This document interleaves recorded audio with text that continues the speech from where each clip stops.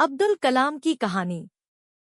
भारत के इतिहास में ऐसे कई महान व्यक्ति हुए हैं जिन्होंने अपनी असाधारण प्रतिभा और कड़ी मेहनत से देश का नाम रोशन किया है।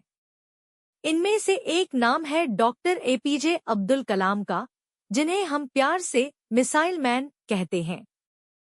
एक साधारण परिवार से उठकर देश के राष्ट्रपति बनने तक का उनका सफर न केवल प्रेरणादायक है बल्कि हर भारतीय के लिए एक मिसाल भी है। उनकी शिक्षाएं और विचारधारा आज भी हमें आगे बढ़ने की प्रेरणा देती है। इस कहानी के माध्यम से हम उनके जीवन के विभिन्न पहलुओं को समझने का प्रयास करेंगे और जानेंगे कि कैसे एक छोटे से गांव का लड़का अपने सपनों को पंख देकर आकाश की ऊंचाइयों को छूने में सफल हुआ। यह कहानी है एक साधारण मछुआरे के बेटे की, जिसने अपने सपनों को पंख दिए और न केवल भारत को बल्कि पूरे विश्व को प्रेरित किया। उनका नाम था अवुल पकीर जैनुलाब्दीन अब्दुल कलाम, जिन्हें हम प्यार से मिसाइल मैन के नाम से जानते हैं। अब्दुल कलाम का जन्म 15 अक्टूबर 1931 को तमिलनाडु के रामेश्वरम में हुआ था।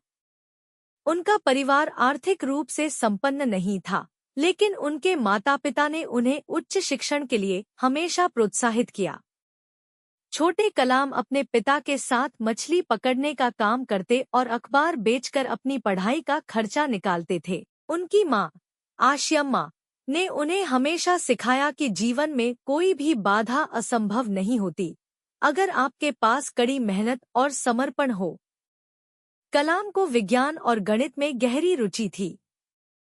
उन्होंने अपनी शुरुआती शिक्षा रामनाथपुरम में की और फिर आगे की पढ़ाई के लिए सेंट जोसेफ कॉलेज, तिरुचिरापल्ली चले गए। यहाँ से उन्होंने भौतिक विज्ञान में स्नातक किया।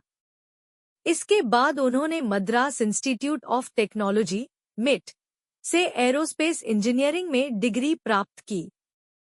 अपनी शिक्षा पूरी करने के बाद कलाम भारतीय रक्षा अनुसंधान और विकास संगठन (डीआरडीओ) और भारतीय अंतरिक्ष अनुसंधान संगठन (इसरो) में शामिल हो गए। यहाँ उन्होंने कई महत्वपूर्ण परियोजनाओं पर काम किया।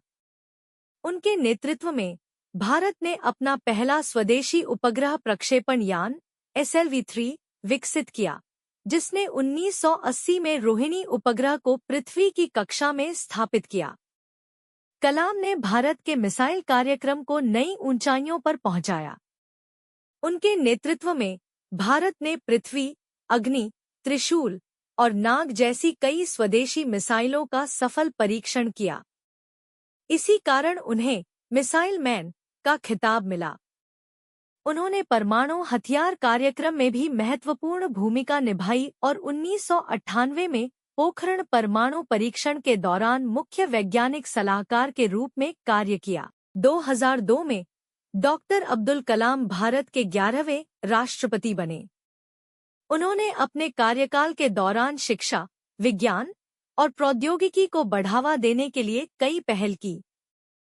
वे बच्चों और युवाओं के बीच अत्यधिक लोकप्रिय थे और उन्हें हमेशा प्रेरित करते रहते थे। 27 जुलाई 2015 को अब्दुल कलाम ने शिलांग में एक व्याख्यान के दौरान अंतिम सांस ली। उनकी मृत्यु पर पूरा देश शोक में डूब गया।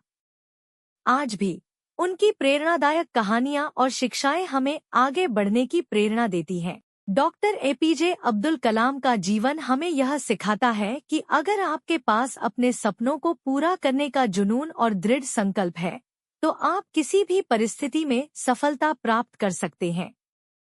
उनकी कहानी न केवल एक वैज्ञानिक की है, बल्कि एक शिक्षक, एक नेता और एक प्रेरणा स्रोत की भी है। उनकी शिक्षा और विचारधारा सदैव हमें प्रेरित करती रहेगी। दोस्तों, अगर आपको यह कहानी पसंद आई हो तो keep watching the story nest और लाइक, शेयर, सब्सक्राइब करना न भूलें।